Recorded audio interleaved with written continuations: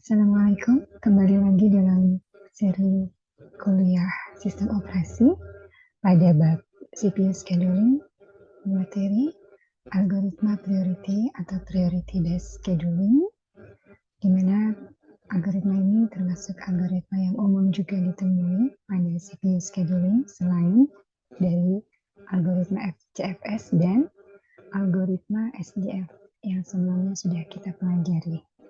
Baik, apa itu algoritma prioritas atau priority based scheduling, bagaimana menghitung penjadwalannya, kita akan pelajari setelah ini.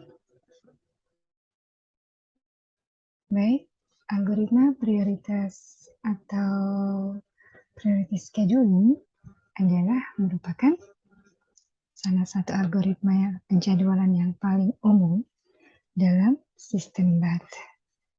Termasuk juga algoritma umum yang dipakai selain dari algoritma FCFS dan algoritma SDF yang sudah lebih dahulu kita pelajari. Dalam algoritma prioritas ini, setiap proses akan diberi nilai prioritas. Algoritma SDF yang sudah dipelajari adalah bentuk kasus khusus dari prioritas umum algoritma penjadwalan. Prioritas di sini dikaitkan dengan setiap proses dan CPU dialokasikan ke proses dengan prioritas tertinggi.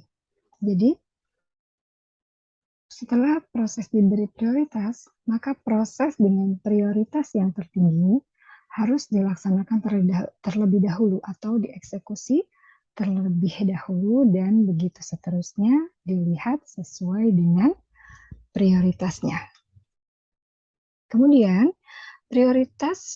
proses dengan prioritas yang sama ketika ditemukan nilai prioritas pada proses berbeda memiliki nilai prioritas yang sama, maka yang akan dieksekusi itu adalah prioritas yang memiliki nilai FCFS atau first come first serve. Jadi siapa yang duluan tiba, maka ketika dia memiliki nilai prioritas yang sama, maka dia dieksekusi berdasarkan algoritma first come first serve. Kemudian prioritas dapat diputuskan berdasarkan persyaratan memori, artinya nilai prioritas itu didapat berdasarkan persyaratan memori, persyaratan waktu, atau persyaratan sumber daya lainnya.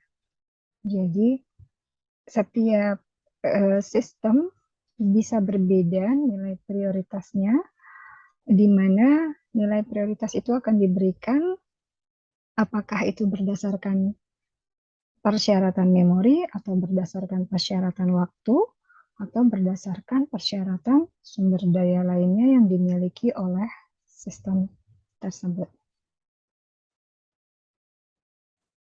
Kalau dalam SJF, algoritma sebelumnya yang dipelajari, shortest job first, atau SRTF, short time remaining first, itu adalah bentuk prioritas, namun prioritasnya berdasarkan yang memiliki CPU burst lebih kecil.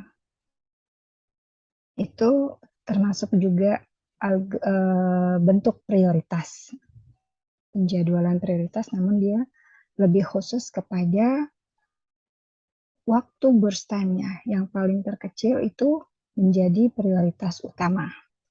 Nah, kalau prioritas scheduling-nya sendiri itu berdasarkan persyaratan memori, persyaratan waktu, atau persyaratan sumber daya lainnya. Sehingga nanti proses-proses tersebut diberikan nilai prioritas masing-masing. Nah, nilainya itu seperti apa? Prioritas umumnya akan ditunjukkan oleh beberapa rentang angka tetap. Misalnya, 0 hingga 7 atau 0 hingga 4000 berapa. Nah, tidak ada kesepakatan umum apakah 0 yang akan menjadi prioritas tertinggi atau terendah. Beberapa sistem menggunakan angka rendah untuk mewakili prioritas rendah, dan sistem yang lainnya menggunakan angka rendah untuk prioritas tinggi. Perbedaan ini kadang menyebabkan kebingungan. Dalam hal ini, yang dipelajari di sini, kita asumsikan, ya, kita memberi patokan bahwa angka yang rendah atau nilai yang rendah akan mewakili prioritas tinggi. Jadi, seandainya ada nilai rentang antara 0 sampai 7, maka yang menjadi prioritas tertinggi adalah yang memiliki nilai 0 dan yang terendah adalah 7. Ya, jadi dalam pelajaran kali ini sistem yang disepakati adalah prioritas rentang nilainya yang paling rendah itu adalah yang memiliki prioritas tertinggi. Baik. Nanti dua masalah problem dan solution ini antara starvation dan aging, kita akan lihat kenapa ada problem starvation dalam algoritma prioritas, kemudian solusinya menggunakan aging. Ya. Pada prioritas scheduling, ya, atau algoritma penjadwalan prioritas, ini bisa preemptif atau non-preemptif. Nah, jadi ketika suatu proses tiba di antrian siap, ready step, prioritasnya dibandingkan dengan prioritas jika proses yang sedang berjalan. Jadi dibandingkan seperti halnya pada STF. Algoritma penjadwalan prioritas preemptif akan mendahului CPU jika prioritas proses yang baru tiba lebih tinggi dari prioritas proses yang sedang berjalan. Oke, seperti apa penghitungannya dalam algoritma prioritas? Kita berikan contoh di sini.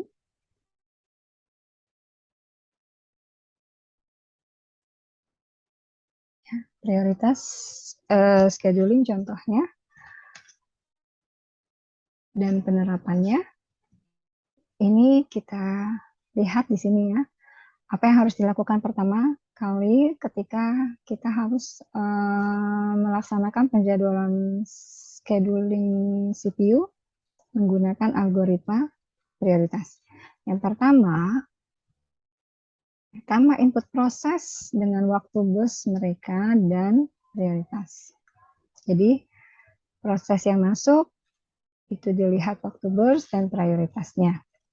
Kemudian mengurutkan proses, waktu burst, dan prioritas sesuai dengan nilai prioritasnya.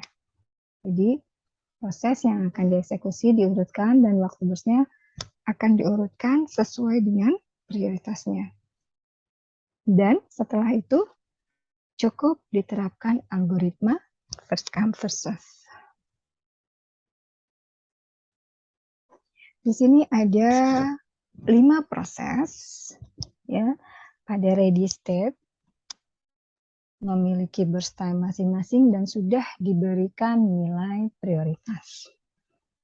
Ya, nah, ini kita yang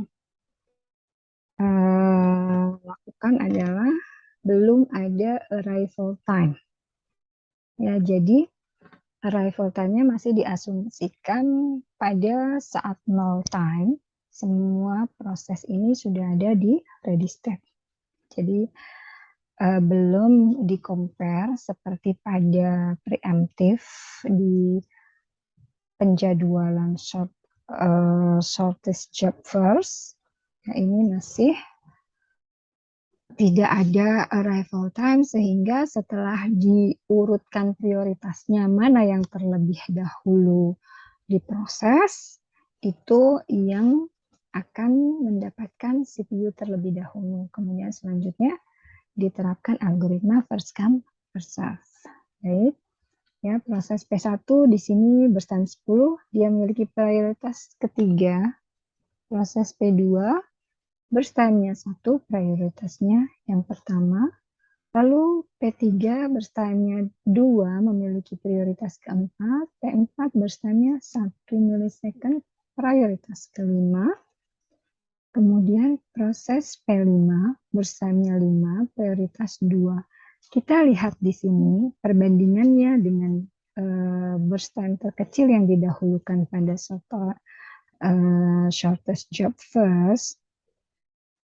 Itu walaupun di sini burst time-nya terkecil, tapi ketika diberikan nilai prioritasnya itu rendah, semakin tinggi semakin rendah ya, kita sepakati, maka dia tidak akan diproses lebih dahulu ketika ada nilai prioritas yang lebih tinggi walaupun nilai burst time-nya lebih besar.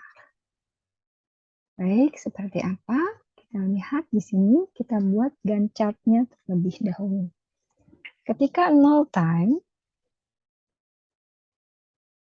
semua proses sudah tiba di ready state, lalu memiliki nilai prioritas masing-masing. Kita bandingkan, karena ini semua sudah ada pada ready state, kita bandingkan nilai prioritas yang tertinggi yang dimiliki oleh proses mana saja. Kita lihat dalam hal ini adalah P2. P2 memiliki nilai prioritas terendah. Nilainya rendah namun dia prioritasnya tinggi. Ya, jadi rentangnya semakin rendah, semakin tinggi prioritasnya. Ya, dia prioritas yang pertama.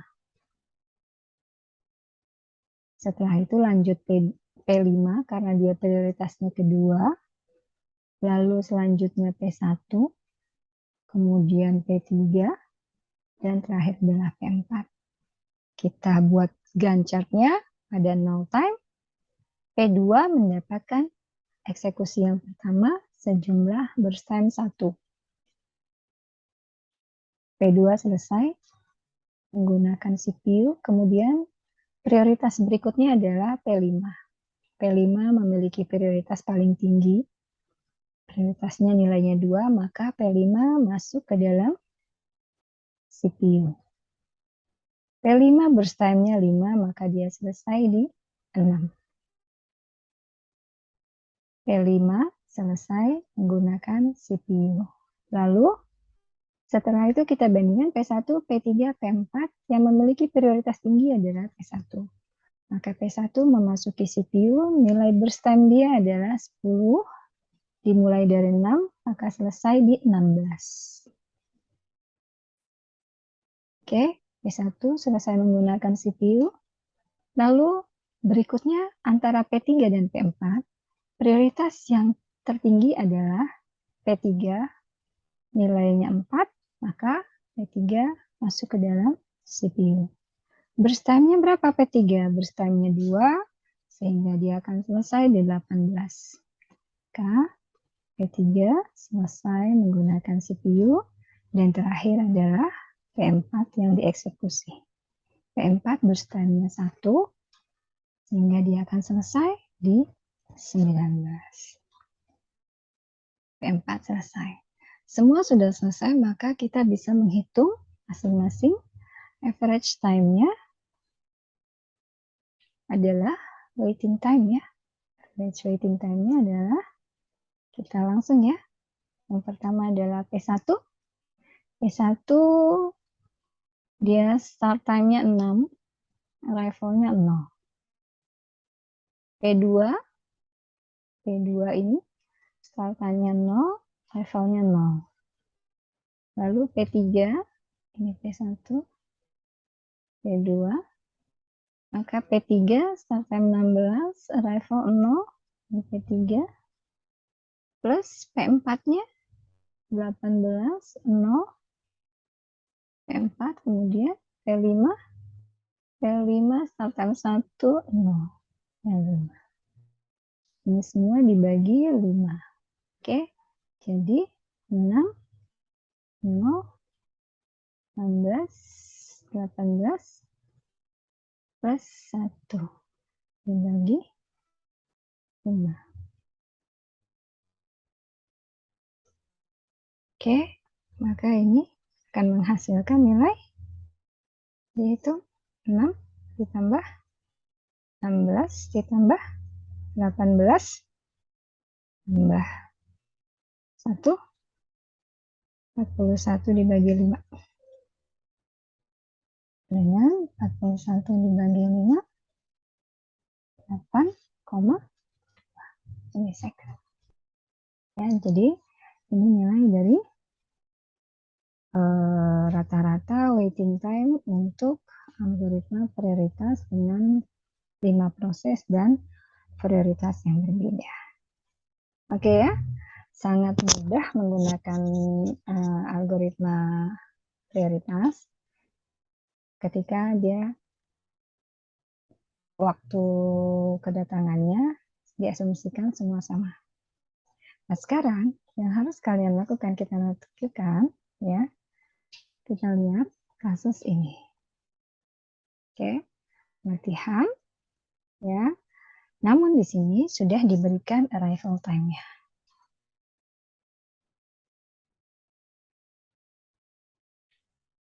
Oke, arrival time-nya diberikan, kemudian nilai prioritasnya diberikan. Oke, 0 is the highest priority. Artinya kita sepakati selalu dalam pelajaran ini, ya 0 itu the highest priority. Oke, maka kita lihat di sini ya ada 5 proses, kemudian masing-masing tiba di arrival time yang berbeda dan memiliki prioritas yang berbeda. Yang diminta adalah berapa average waiting time in millisecond. Semua proses menggunakan penjadwalan prioritas. Jadi, cari nilai average waiting time-nya menggunakan perhitungan penjadwalan algoritma prioritas.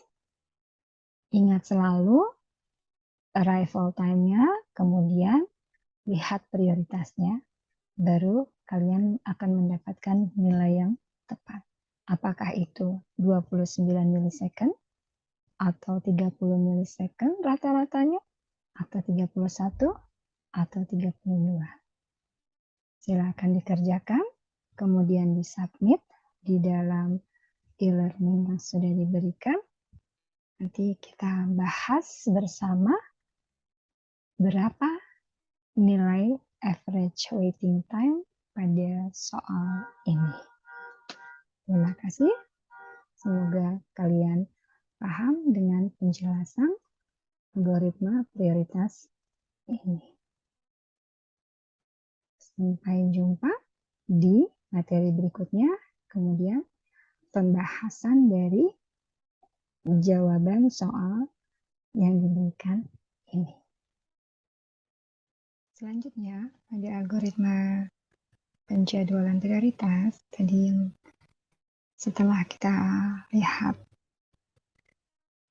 perhitungannya, maka pada algoritma penjadwalan ini muncul sebuah problem ketika sebuah proses, ya, manakala pergiliran prosesnya itu banyak, prosesnya sangat banyak, namun ada sebuah proses yang memiliki nilai terendah, lalu proses yang lainnya bergiliran tiba memiliki nilai prioritas yang lebih tinggi dari prioritas ini, maka proses dengan nilai terendah ini tidak akan pernah bisa dieksekusi di dalam CPU.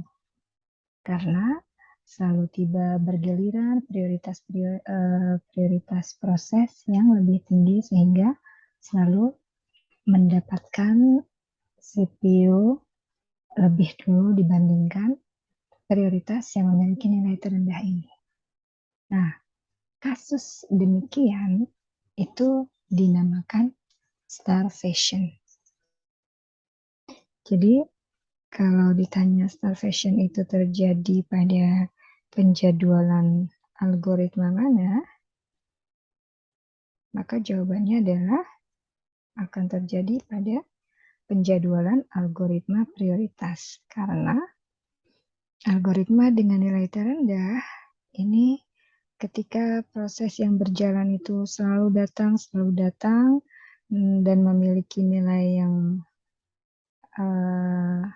lebih tinggi dari prioritas rendah tersebut, maka prioritas terendah tersebut tidak pernah mendapatkan CPU untuk tereksekusi. Oke, itu jadi dalam sebuah sistem komputer misalnya yang syarat muatan, maka aliran proses berprioritas tinggi yang stabil itu akan dapat mencegah proses prioritas rendah untuk mendapatkan CPU. Solusinya untuk masalah penyumbatan ini atau masalah starvation ini di mana ada proses prioritas rendah yang tidak mendapatkan CPU, itu adalah dengan yang namanya aging. Aging atau penuaan. Aging ini jadi konsepnya dengan seiringnya berjalan waktu, tingkatkan prioritas dari sebuah proses. Jadi proses itu akan mendapat nilai peningkatan seiring dengan berjalannya waktu. Ini merupakan teknik yang secara bertahap meningkatkan prioritas proses yang menunggu dalam sistem untuk waktu yang lama. Misalnya, jika prioritas berkisar dari nilai 127 di rendah dan 0 di highest, paling tinggi, maka kita dapat meningkatkan prioritas proses menunggu sebesar 1 nilainya setiap 15 menit misalnya. Nah, pada akhirnya, bahkan proses yang dengan prioritas awalnya adalah 127 tadi, akan memiliki prioritas tertinggi dalam sistem dan akan dieksekusi. Jadi, ketika ada problem starvation, apa solusi untuk problem starvation tersebut? Solusinya adalah dengan aging atau penuaan, di mana teknisnya adalah meningkatkan nilai prioritas pada proses yang menunggu dalam sistem untuk waktu yang lama seiring berjalannya waktu, sehingga dia akan bisa dieksekusi. Demikian masalah yang terjadi di dalam algoritma prioritas dan solusi yang bisa dilakukan untuk pencegahan problem tersebut. I hope you understand materi ini. Akan berjumpa lagi di materi selanjutnya. Terima kasih.